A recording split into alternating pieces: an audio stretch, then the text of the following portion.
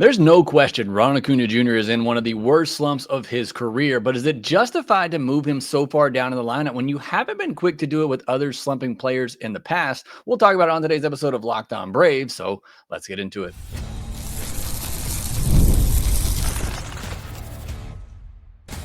You are Locked On Braves, your daily Atlanta Braves podcast, part of the Locked On Podcast Network, your team every day. Hey, welcome back to Locked On Braves, part of Locked On Sports Atlanta, where we cover your favorite Atlanta sports teams each and every day. And sorry, Atlanta sports fans, not exactly the weekend you were hoping for. If you're following us on social media, you can do so at LockedOn_Braves on X, Locked On Braves on Instagram, on YouTube. Make sure you hit that subscribe button. We're approaching 15,000 subscribers. Hit the thumbs up button and leave me a comment down below so others can find us here on YouTube. And on the audio version, you can help out as well. Just leave a 5-star review on Apple, Spotify, or wherever you get your podcast. Thanks so much for making Locked On Braves your first listen of each and every day. Big shout out to all my everydayers out there who continue to listen and watch Locked On Braves, despite the way the season is ending here for this team. Appreciate all your support. Today's episode, a little bit of a controversial topic here. We're going to discuss Ronald Acuña Jr.'s struggles and getting moved down in the lineup. Is it justified based on the way that Brian Snicker's handled other players in the past who have been slumping like this, or is Ronald getting singled out? We'll talk about all of that. We'll get into some of the details from the weekend and a rough series against the Mariners, particularly those last two games, and we'll set you up for what's to come this week. This episode is brought to you by Monarch Money. Take control of your finances with Monarch Money. Use code LOCKEDONMLB at monarchmoney.com for 50% off your first year. So Braves fans are highly aware, those who are still paying attention, that Ronald Acuña Jr. has been struggling for quite some time now. Really since coming back from the calf injury, but more so over the last week and a half. And got that day off, day off on Thursday. There were no game, and then was off on Friday as well. Came back on Saturday batting 6th in the order, and then on Sunday batting 7th in the order. We'll talk more about that in a second, but let's discuss Ronald Acuña Jr.'s struggles here first, and then get into whether or not him being essentially demoted is what it means for a player when you get moved down in the lineup like that. But Ronald Acuña Jr., since August 15th, when he came back from the calf injury, 20 games, 183, 326 on base, still really good, but a 254 slug and just a 579 OPS, a 71 WRC plus, 15.1% walk rate, 25.6% strikeout rate, 1 home run, and 2 doubles. Not good. I laugh because it's bad. It's probably still better than what Nick Allen, or it is better than what Nick Allen was giving you.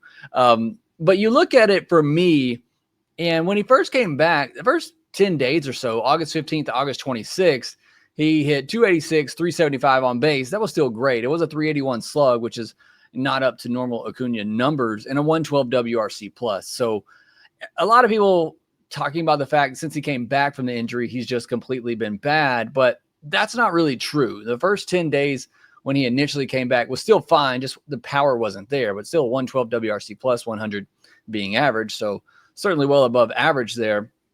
But since August 27th, that's when this really has gotten bad for Ronald. The last 9 games, he's hitting .034, a 263 on base, an .069 slugging percentage, and a 332 OPS, just a 20 WRC plus. Nick Allen's better than that.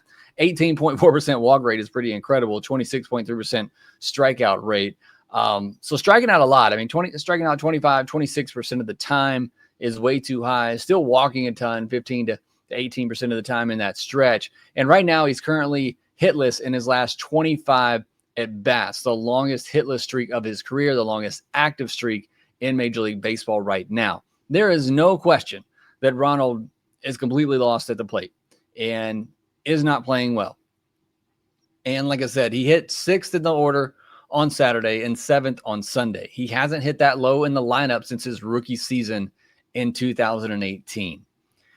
Now, here's where the topic gets kind of controversial. And let me just pause and say, I get it. This title, this conversation's a bit clickbaity, but what else are we going to talk about right now at this point of a lost season? And a lot of people were talking about it on social media, so I felt it necessary to at least address it and get my thoughts on it. I also want to get some of your thoughts here in a minute too. Is Ronald Acuña the first Braves player to slump this year? No, absolutely not. How long did we see Ozuna not only stay in the lineup with how bad he was? I mean, you can point to the walks. That's all well and fine. Acuña's getting the walks, but we saw Ozuna not only stay in the lineup, but stay high in the order. We've seen slumps in the past by Austin Riley, by Matt Olson, and we've seen it take a while, if at all, for Brian Snicker to adjust the lineup and move those guys down. Now, to give Brian Snicker a little bit of grace, I guess, here, earlier in the year, Ozuna struggles. Everybody in the offense was struggling. So it's not like you could really put some hot hitters at the top of the order right now, like you can right now, because Provar's been hitting the ball well. Olson's been hitting the ball well. Ozzy, Baldwin, like all of those guys have been swinging the bat relatively good. So it makes sense to elevate them to the top of the order and move down some of the guys who are struggling, like Acuna, like a Harris, and even a Kim, since coming over, has swung the bat pretty well too. So, I mean, that's maybe your 5 best hitters right now. I can understand, and justifiably so, putting them towards the top of the lineup and moving down guys who are struggling, like Acuna, Murphy, Ozuna, Harris, pretty much everybody else in the lineup. But it feels like a quick trigger. Maybe it's not. Maybe quick trigger is not the right word. You're talking about, it was 7 games, essentially. You take out the 2 games over the weekend. It was a 7-game stretch for Acuna where he was really bad. Like I said, the first 10 days coming back from the injury, he was fine. Certainly not to Acuna type levels, but still a plus offensive player. It's really since August 27th, the last 9 games, and coming into the weekend, it was the last 7 games that he was just completely awful. And that was all it took for Acuna to get bumped down, not just a little bit in the lineup, but bumped down to 6th and then 7th in the lineup. And in a season and that's one part of it that I think you could say is a bit questionable, because I know there's been times in the past where Riley struggled for weeks, Olson has struggled for weeks, Ozzy struggled for weeks. We're still batting him 5th in the order, and there hasn't been that adjustment. I feel like it's taken too long to adjust and move guys down who are struggling. But for Acuna, it feels like one bad week, or not even just a bad week. Look, it's an awful week. I get that. And we're moving him down to bottom of the lineup, 6th, 7th in the lineup. So there's that part of it. The other part of this for me is the season's essentially over. It's a lost season. I get it. You still want to be competitive. You want to try to put your best lineup out there. But the way you're managing the bullpen tells me you're not giving it your all to win some of these games. I just don't, if Ronald's struggling that bad, he's trying to work out of it, why not just put him at the top of the order and let him get as many at-bats as he can and work out of it? If the season is over. Yes, if you're going for a postseason spot, Acuna is just completely lost, move him down in the order, that's fine. But in a season that is lost, you need to get your best player going, get him some at-bats. Why not just put him at the top of the order? And that to me is why I feel like Acuna is being singled out and maybe even punished in this. One, because I feel like the trigger is quicker than you've had on other of your star players in the past who have been struggling. And also, it's a lost season anyway. It feels like you're trying to send a message to Ronald, which for some of you, and I'll read some of your comments in a moment, you like that, and that's what you want. I guess the other question that comes out of this too, that fans have to answer is, should Acuna be above this kind of treatment? Should Acuna be immune to this type of treatment where you have a bad week, an awful week, and you're getting bumped down in the order? I mean, to me, there are certain players that you give a little bit more, use the word grace again, that they've been proven so much in the past that you just trust them, that they're going to work through it. I look at Mookie Betts as an example from this year. Mookie Betts has been pretty mid all year long, and yet every game he has started, he's hit 1st or 2nd. Now, again, in Brian Snicker's defense here, that Dodgers lineup is loaded. You can allow Mookie to kind of work through that in the top of the order because everybody else behind him and in front of him is hitting. But Mookie is to the point where he has earned that even if he goes through some struggles and some slumps, you're still just going to bat him at the top of the order and know he's going to work his way out of it. Acuna is not getting that same treatment here. And I'm still on the fence about whether that's right or wrong. I'm just telling you that's how Acuna is being treated here. And look, I don't agree with this. I addressed it on the podcast on Friday. A lot of people think that Acuna is not hustling right now. He's not giving it his all. I'll read some of the comments in the section. Some people think he's checked out. I don't necessarily think that's true. I think he's struggling right now. And as I said on the podcast Friday, I think he wears his emotions on his entire body. And when he's struggling, you see that, and you in your mind, seeing that thinks, oh, he doesn't care. When I can promise you, nobody cares more than Ronald Acuña Jr. Nobody loves this game more than Ronald Acuña Jr. If you don't know that about Ronald by now, I don't know. You just have blinders on, in my opinion. But when Ronald struggles, it is very obvious to see. The body language does not look good. When Ronald's playing great, you see it, and it's fun, and it's why everybody loves him. But things aren't going well for him right now.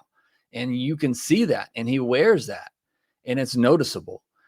So I say all of that to tell you, I don't know the answer. And maybe it is just he's bad right now. We still want to act like we're trying to win these games. So we're going to put him down in the order and put some of our guys that are hitting best right now at the top, which in Brian Snicker's defense, I have screamed at the top of my lungs for that to happen. I have been very critical of Brian Snicker in the past when he hasn't been quick enough to adjust the lineup based on how guys are swinging. I say it all the time. Ozzie can have the hottest of hot streaks. He can also have the coldest of cold streaks, and you got to know where he's at in that process and put him in the lineup accordingly.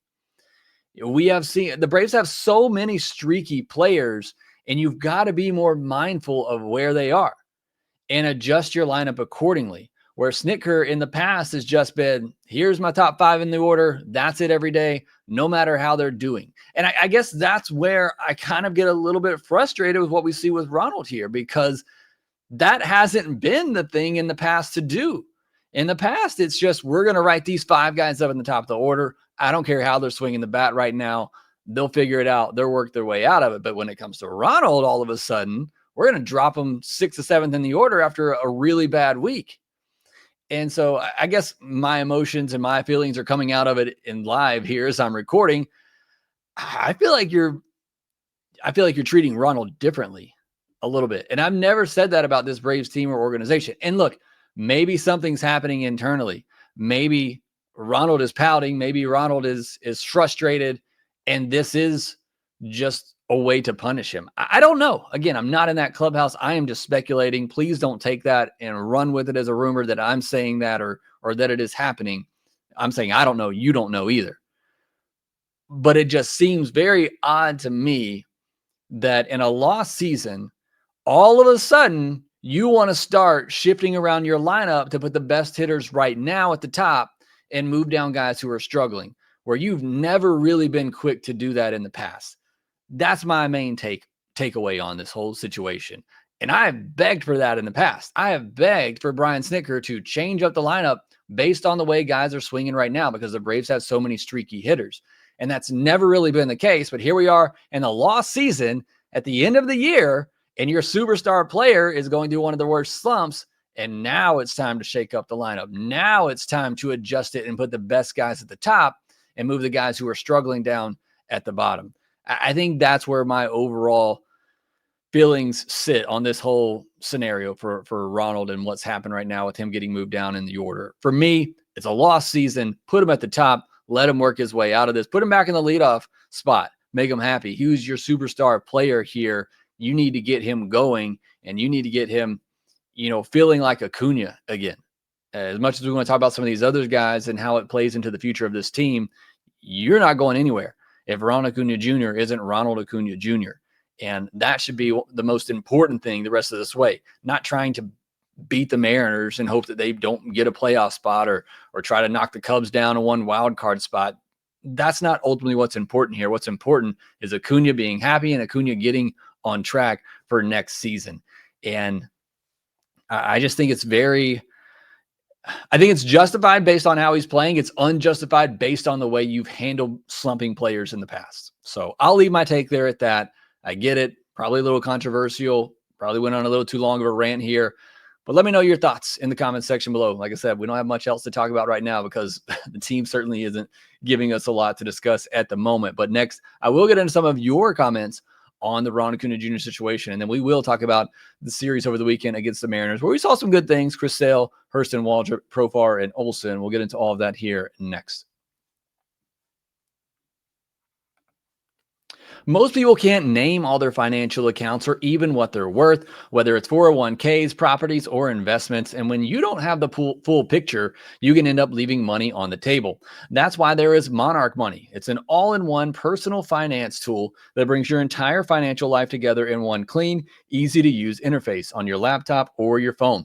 Monarch does the heavy lifting for you. You can link all your accounts in minutes, see clear data visuals, get smart categorization of your spending, and finally feel in control of your money without ever touching a spreadsheet. Do you have subscriptions that you forgot you're paying for? I'm using Monarch Money. I saw somehow I got subscribed to YouTube TV. I got no need for YouTube TV. Immediately canceled it, saved some money there. And Monarch Money can help you out with that as well. Me and my wife trying to budget better, spend more, spend wisely, and we're both doing that using the Monarch Money app. Don't let financial opportunities slip through the cracks. Use code LOCKEDON at monarchmoney.com in your browser for half off your first year. That's 50% off your first year at monarchmoney.com with the code LOCKEDONMLB. Thank you as always for making Locked On Braves your first listen of each and every day. Go check out Locked On MLB for your second listen of the day. Slowly getting caught up with everything happening around Major League Baseball and the guys from MLB Game Night, bringing the biggest highlights from each and every day. You won't see many Braves highlights from the last two games of the weekend, but make sure you check them out nonetheless. I want to get into some of your comments. I asked you what your thoughts on the Acuna demotion was. Daniel Blake Hill says, I want to believe that the season is a loss and they are seeing different things with the other guys and they know what Ronald can do. This would mean I believe Snit has a clue what he is doing, so I can't say I actually believe this series. Yeah, I don't think that's what it is. And I'm right there with you, Daniel. I'd be probably more okay with it if that were the case. It's just the whole thing. It's a lost season. And now you want to start adjusting the lineup based on who's hot and who's not, when you've never really done that in the past. That's the frustrating part for me. Brandon R., there have been numerous players to be dropped in the lineup for slumping this season. No, there haven't. Or when they have been, it's taking a lot longer than this for them to get dropped in the order. Dave Vesey says, yes, it's warranted. His at-bats are non-competitive. If he gets 2 strikes, the at-bat is essentially over. I didn't view it as a punishment. I genuinely think Snit is trying anything to bust him out of the slump. Isn't it the same manager who always sides with his players? Your last part doesn't make sense, though, with what happens. Generally, Snit is like Bobby, and he's a player that, or a manager that trusts his player and allows his player to work out of it no matter what. And that's not really the case here. He's moving him down in the order. So I don't think your last point, I agree with what your last point is. I just don't agree that that's how he's handled it here. Pat says, yes, Acuna is being punished for his slump. It's obvious. And if he's mad about it, it's completely valid considering the way he's been unfairly treated compared to other players in the past. And I kind of agree with that. I think he's been a lot slower to move guys down, unless there is just a health related issue here too. I guess that's another thing I didn't really mention, but if that's the case, why is he even playing at all? MLB in a healthy spot says he's as bored with this season as I am. And look, there is a human element to it as well. Again, I know people have commented on the body language of Ronald in the outfield and at the plate.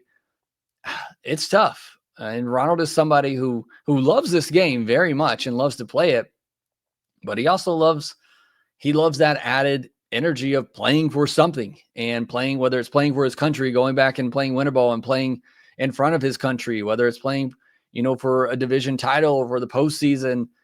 I mean, that's all Ronald's known. I mean, this will be the first year that Ronald hasn't been in the postseason hunt and been to the postseason since he came to the big leagues. So yeah, I would imagine there's probably a little bit of frustration, a little boredom, a little disappointment.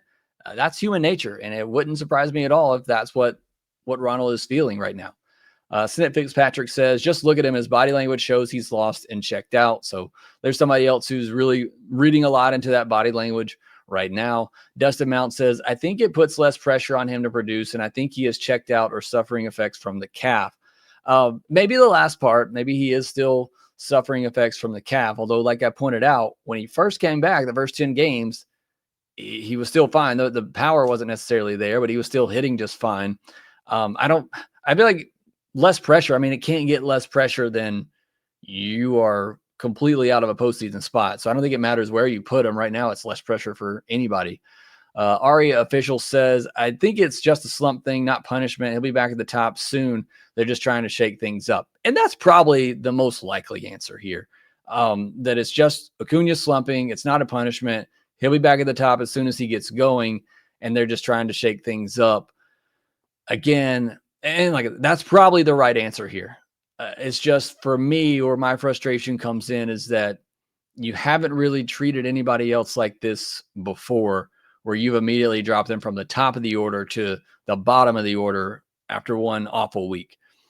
Chris Godfredson says, not sure he's being punished, but it's not smart. The season is cooked. Why don't you keep him batting leadoff where he thrives? I agree 100% with Chris there. Matt says he might be getting punished. If so, I applaud Snicker for doing it. You don't get out of slumps by pouting and being a baby when times are tough.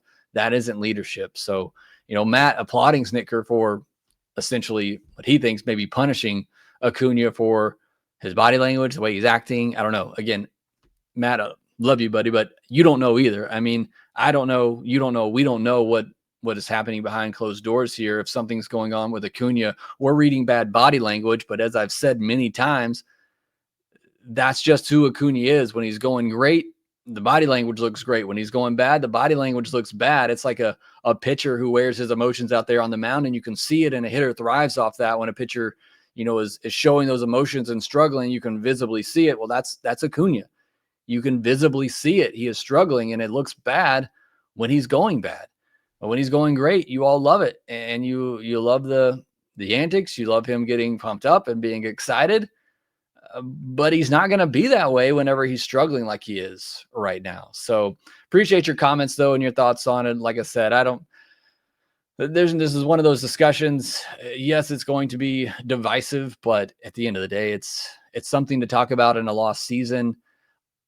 It could have ramifications later on if Acuna does feel like he's being slighted. There's already been one comment this year where Acuna says, if that were me, I'd be getting benched. And now here it is, Acuna's slumping like we've seen others slump before, and he's getting moved down in the lineup. So if I'm Acuna, that's probably the way I'm taking it too. I'm not the first one to slump this year and have a really bad week. But for me, you move me down to the bottom of the order, whereas it takes you weeks to do it for other hitters in the lineup. If I'm Acuna, that's how I'm feeling. And right or wrong, that would be my take on it. All right, next we'll get to the results from over the weekend. Luke Jackson coming in to close out a couple of games against the Braves in the final two. We'll get into all that here next.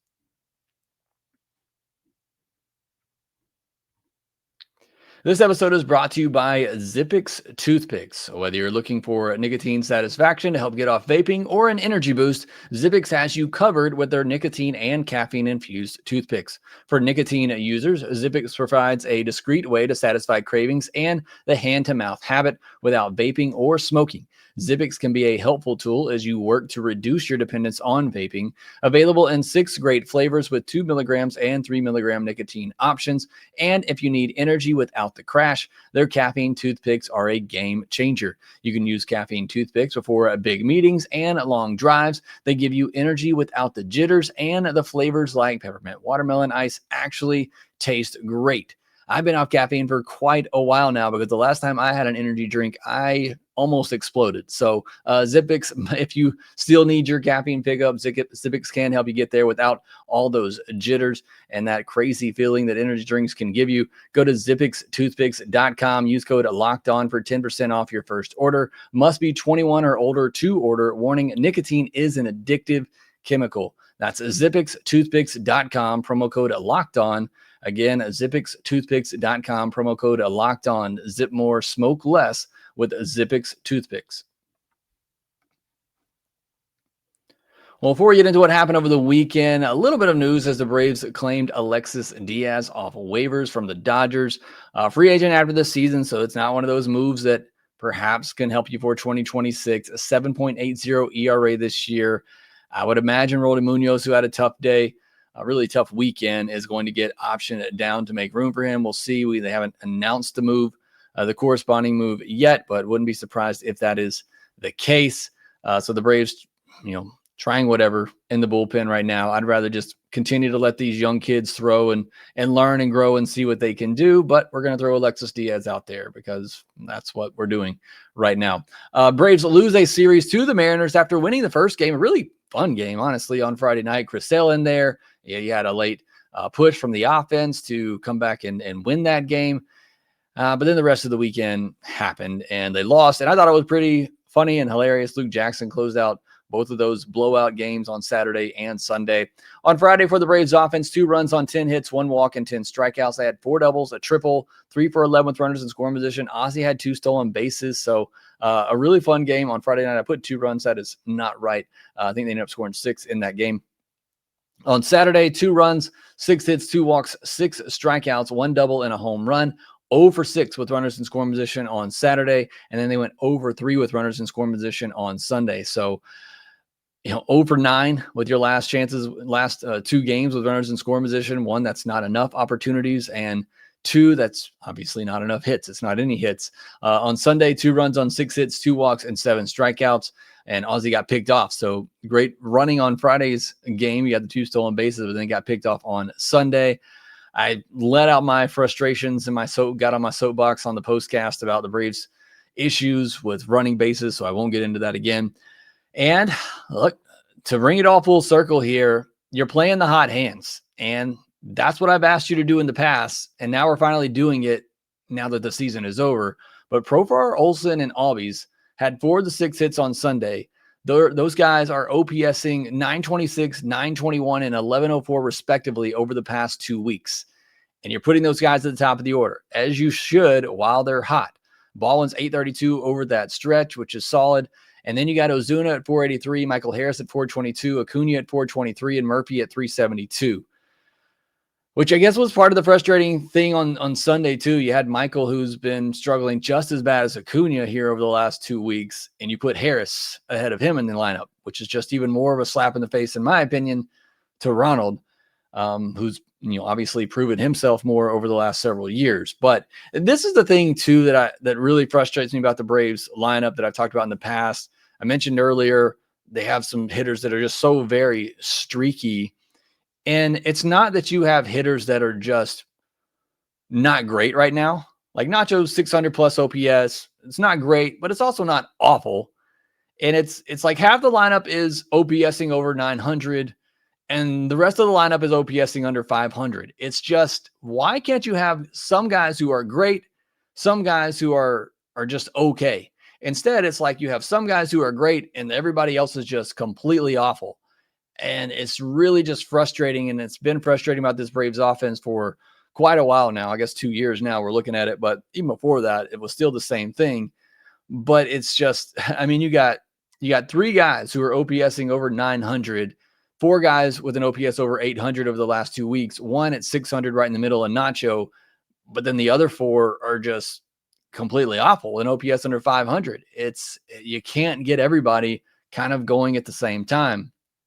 On the pitching side, Chris Sale, fantastic on Friday, 6 2/3, 4 hits, no walks, 1 earned, 9 strikeouts on 92 pitches. The 1 run he gave up was an inherited rudder. Bad week for the Braves bullpen. Dylan Lee allows that run to score on Friday. All the young guys who pitched over the weekend, Munoz, Harris, Daysville, Dodd, they were all pretty bad. This is their chance to prove that they can be in the bullpen next year. And right now they're not getting it done. Harris was okay on Sunday, but still he hasn't looked as dominant as he has at AAA so far. That's been the question with him. Can his stuff translate to the big league level? And short sample size, but I say right now, not yet. It hasn't yet. Waldrop on Saturday really had to battle. 5 innings, 2 hits, 5 walks, 2 earned, 5 strikeouts. Gave up that home run in the first inning, but nothing else after that. 92 pitches. Mariners adjusted to that splitter. You could see it, especially in that first inning. They knew if they got to 2 strikes, they were going to get that splitter. So anything at the knees, they were just laying off of. And then Julio got one that did stay up and just had a good swing on it, on down and in. I mean, just tip your cap. But when you're looking for it, it makes it a little bit easier to get to it, even with how much movement it has. But I like the start from Waldrop because he did have to adjust. Now, unfortunately, he lost control. That's way too many walks. But you did see him adjust and really start to go to that sinker a little bit more and get away from the splitter in 2-strike counts and was still able to get through 5 innings, just allowing those 2 runs despite all the walks and just 2 hits. Joey Wentz might be an end here for Joey Wentz. 2 1/3 innings, 8 hits, 1 walk, 8 earned. 8 hits, 1 walk, 8 earned, 2 strikeouts, 2 home runs on 65 pitches, and the honeymoon might be over for Joey Wentz. At this point, I don't even know that he's a realistic option for next year to keep around, even though the Braves have control over him, but he is out of options, so you'd have to keep him on the roster. I feel like he's probably going to get replaced pretty quickly in the offseason. And coming up next for the Atlanta Braves is the Chicago Cubs, who they just faced. The Cubs are in a good spot to be the top wild card team, so really not even a chance to play spoiler here. Braves had a couple of 1-run losses in that series against Chicago and obviously won the finale of that series to avoid getting swept. The pitching matchups in this one, Bryce Elder versus Shota Imanaga, and then Spencer Strider, who was supposed to pitch on Sunday. They pushed him back to Tuesday to go against Cade Horton. Like, I talked about it several starts ago. I said, just shut Strider down for a couple of weeks, allow him to work on some things, and then come back at the end of the year, make a couple of starts, and going into the offseason. Instead, what they've decided to do is just give him extra time in between starts to work on things. So we'll see what happens with Strider. After he got his break the first time, I thought he looked fantastic, but then he pitched on regular rest the next time and looked quite awful. So we'll see what happens this time around. As for Cade Horton, 5 hitless innings against the Braves last time. He's the leader on a lot of betting websites right now to win the NL Rookie of the Year. So Braves could help out Drake Baldwin this time, put a big number on Cade Horton. And then Chris Sale in the finale. Don't know who's going for the Cubs yet, but any day is a sell day, is a good day right now.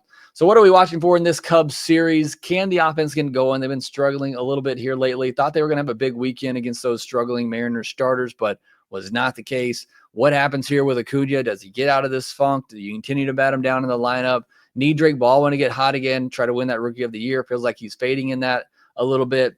I just want to see more from Kim. He had some good defensive plays over the weekend, so that was great to see. And can any of these young relievers that they actually let stick around get going?